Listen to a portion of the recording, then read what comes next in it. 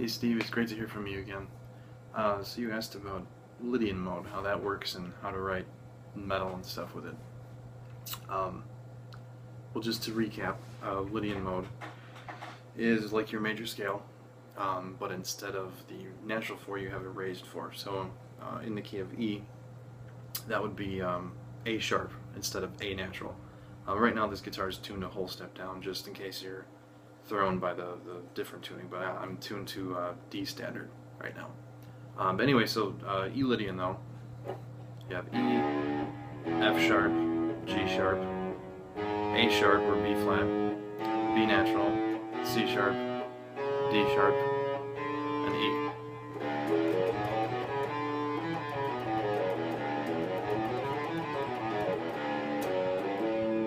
As opposed to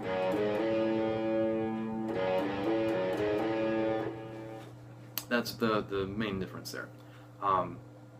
But as far as like writing metal and stuff with it, and how to make it sound happy was your question. The main note to focus on with that determines mood of a chord is really the third. So if you want to write something that sounds happy, that's really more so the more important note to focus on, rather than the sharp 4, although that can change the color of the chord dramatically. The mood of it is really more affected by the third. So just for an example, say we have, I don't know, some metal riff. I'll just make it up.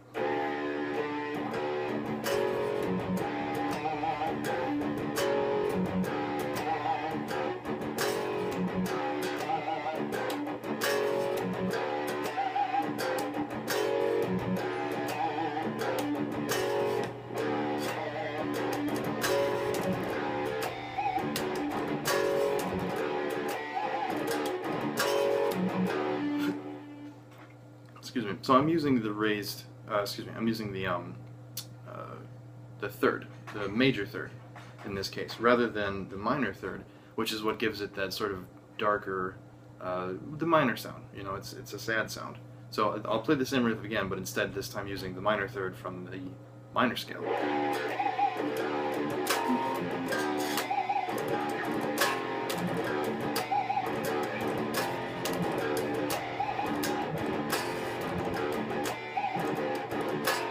As opposed to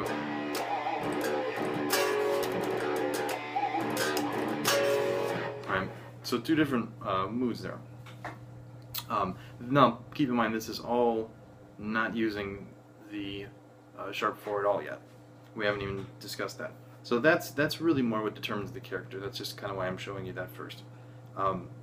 Now if we want to also include the sharp 4 in that, I'm putting my fingers over this like it's right here. If we want to include that in there, that will just add an extra color, an extra brightness to it. So I'll do the same riff again, using the major third, and I'll incorporate the raised 4th into this, so Lydian mode.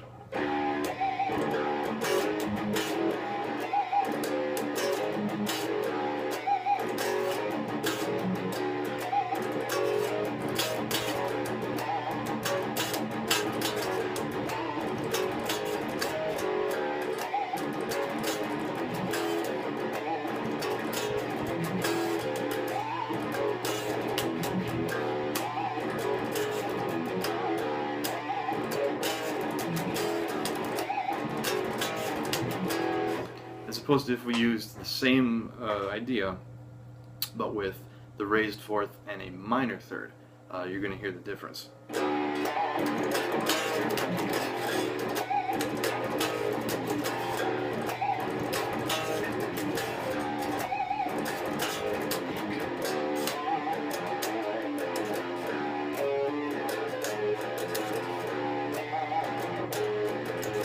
As opposed to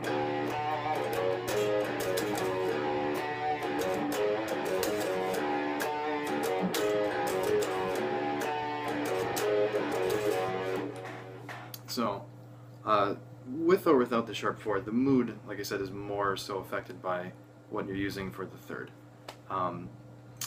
If you wanted to write some of your own stuff with this, knowing the chords that go along with this mode is kind of an advantage too. So by even just changing one note in the major scale, by changing the fourth to the raised fourth, it doesn't affect all the chords in that diatonic system, but it does affect some of them. So say we're in E. All right. These are brand new strings. I apologize if the tuning's pretty off. Yeah. I know you didn't want to see a video of me tuning, but anyway, it affects some of the chords. So the first chord would be E major, of course, if we're in the key V. All right, E, G sharp, B. The next chord, though, in E major would be F sharp minor. F sharp, A, C sharp. But the note that we're replacing in this key to make it Lydian is that A natural. We're replacing that with A sharp. So that means in the F sharp chord, whatever that's going to be, we don't know yet, that F sharp chord has to also make the change. So that A natural becomes A sharp. And the fifth stays the same, C sharp. And that's just an F sharp major chord.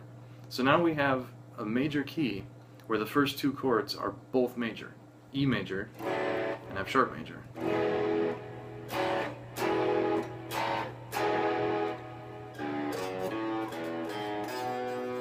Alright? So that's kind of a big, easy way to bring out the Lydian sound, is by using two major chords right next to each other like that. The root and the second in the key. So in this case, E major and F sharp major. Then as you keep going through the key, the three chords are the same: G sharp minor, G sharp, B, D sharp, and then the fourth chord. This is the one with the note with the root on the fourth.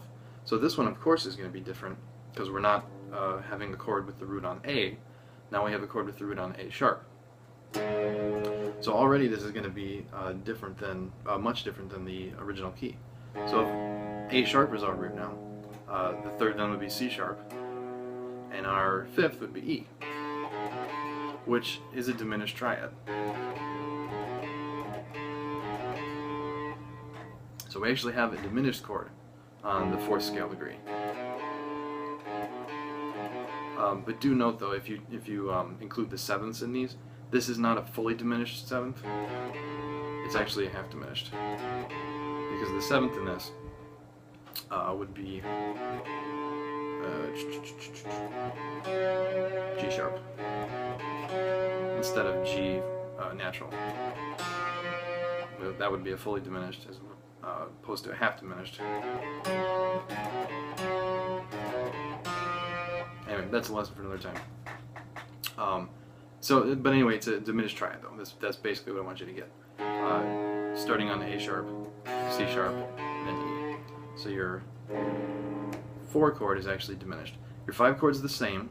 It's a B major, B, D sharp, F sharp. Your 6 chord is the same.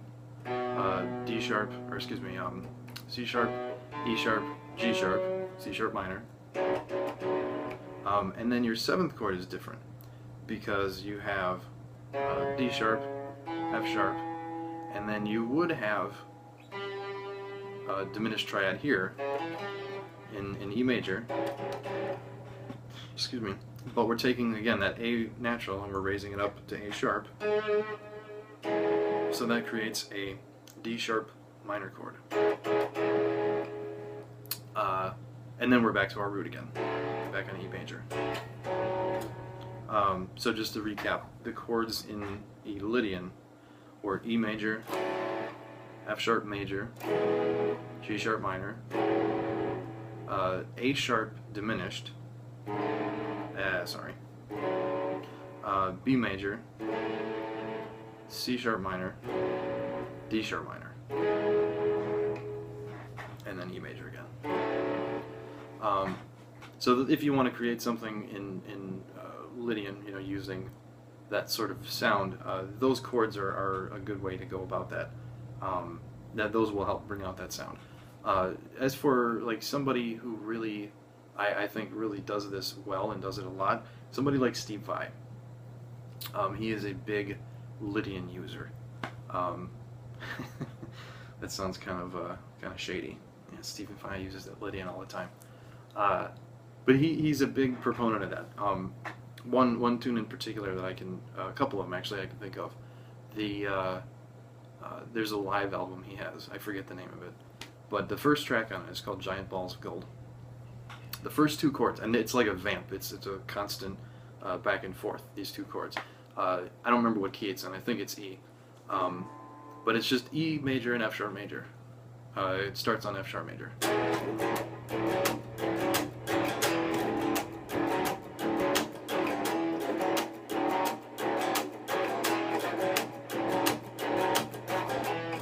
You know, and then he's playing a melody over the top of that.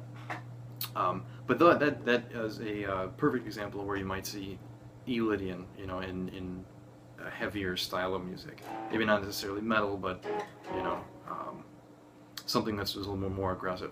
Another tune of his actually that demonstrates that really well, I think, is Fever Dream. The very first thing you hear, there's like four. It's short little melodic phrases right in a row. There's four of them. The first two of them are very clearly from E Lydian, or they bring out the sound of this E Lydian.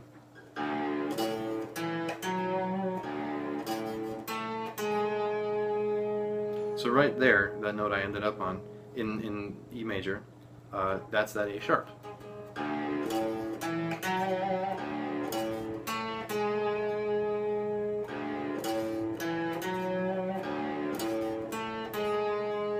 On the other notes I'm playing, I'm starting on E, then I'm going to B, and then F sharp, and then up to G sharp. And like I said before, this G sharp, this is the reason why it sounds happy. You know, this is what makes it sound so cheerful, for lack of a better definition.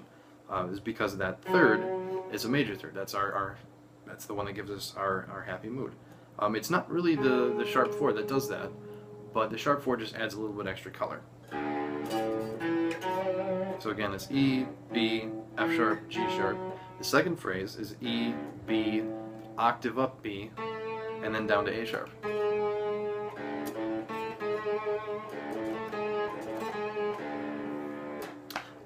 So you can use ideas like that to come up with some kind of Lydian sounding thing. It's really, if you want to make it sound major, it's more so a matter of using the major third, as opposed to the minor third. And then the sharp 4 really just provides a little bit of extra color to whatever you're doing. So if you're trying to write something that sounds like a girl got a pony for her birthday, I would start with the major third to try to incorporate that first. Then if you want just a little bit of more, whatever that means, you know, then throw in the sharp 4 then.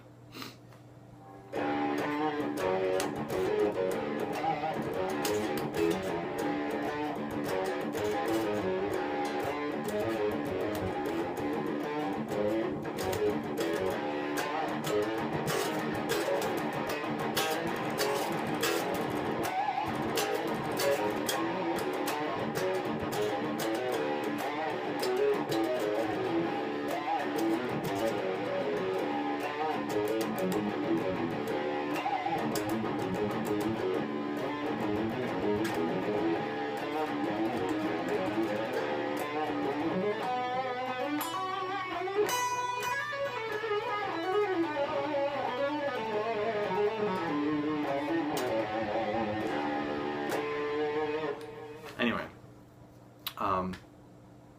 yeah, if you have any other questions about Lydian, I'll be happy to answer them if I can.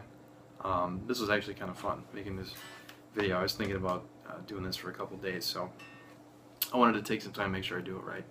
But yeah, if you have any other questions, feel free to send me another message. I'll try to answer them as best I can. Otherwise, I hope this was informative. I hope I sufficiently answered your question, and I'll see you again.